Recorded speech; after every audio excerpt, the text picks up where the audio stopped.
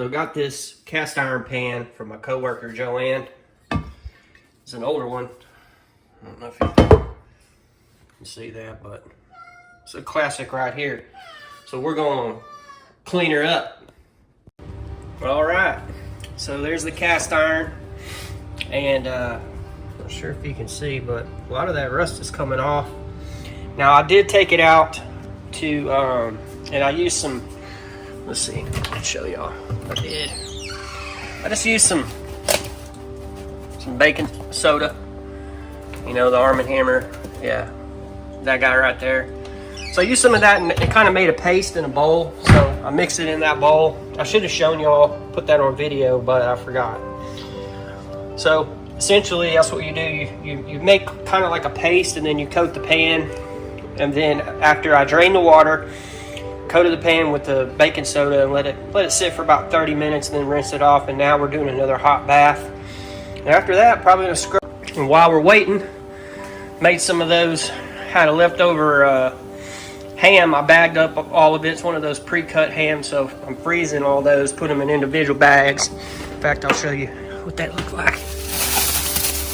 So put them in these little freezer bags. I'm gonna take those with me to work, because our freezer, she's a little full, can't fit her in there. So I'm letting these beans get to a boil, and then I'm using pinto beans. I thought I had the Great Northern beans, but I don't, so never really done this with those kind of beans, but we're gonna try it, see what happens. So that's what's going on while the wife and kids are out. You know, they're out of town, and I keep finding these notes, you know, everywhere. Right there. All right, so she's been soaking for about another hour. Now we're just gonna use that steel wool. I mean, don't use those Scotch-Brite pads that have like the solution in them. You need steel wool. That's my personal preference, because you don't want to put any extra detergents or soaps or anything in there. We want this baby to be clean, and you can see how dirty that water is. So we're just a scrubbing. But we got all that rust. Okay, here comes the seasoning. So, I mean, some people use certain oils.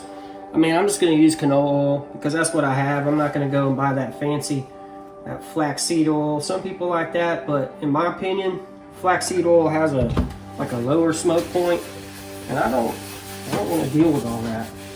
So we're just going to be a little generous with the oil for now, because again, we're just trying to get her. Going to make a difference and get the handle for sure. And that's the one thing why I got this pan, and I'll show you real fast, because I had this guy right here, and I love this pan. But I don't know if you can see that. I was pulling it out. I don't know, can you see that little hairline crack right here? And that made me nervous, because I mean, cast iron's heavy, and the last thing you want is for it to get cracked. And this is one of those cheap Mainstay brand from Walmart cast iron, and as you know, you get what you pay for. And I've had that pan for about 5 years. But well, all right, so here's the next step. You want to crank that oven up. Mine is 500 degrees, and you want to put the pan, you want your cast iron to be face down.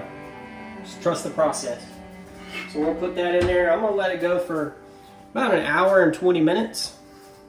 Some people have their own recipe and all that. But we're going to start this cast iron. Look at that. See that? Nice shiny polish. I don't like the way this side's doing over here, but it's alright. But I mean, no rust. Everything's clean and ready.